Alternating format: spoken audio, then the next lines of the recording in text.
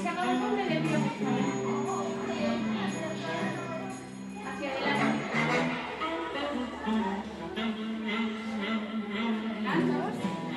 Manos en la cintura. A mi ritmo despacito. Hacia el otro lado.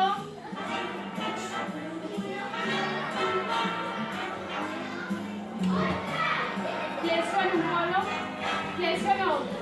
No sabes. El rango es estirar. Solamente subo se oye.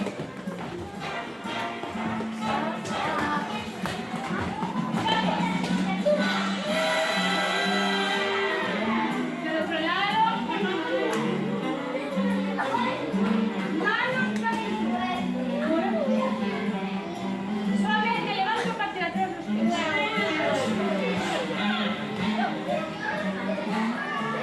Me pongo de puntillas, aguanto. Respiro, suelto el aire. Arriba. Respiro. Arriba, arriba. Manos en la cintura. Despacito. Despacito. Brazos para atrás. Respiro. Nariz.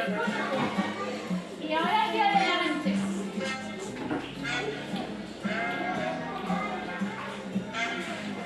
Arriba, salta. Vamos ahí, aguanto ahí.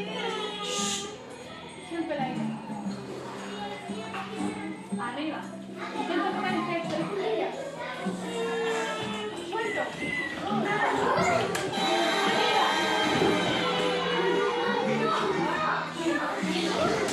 Arriba. Descanso. Manos en la cintura. Respiro. Suelto el aire. Tomo el aire.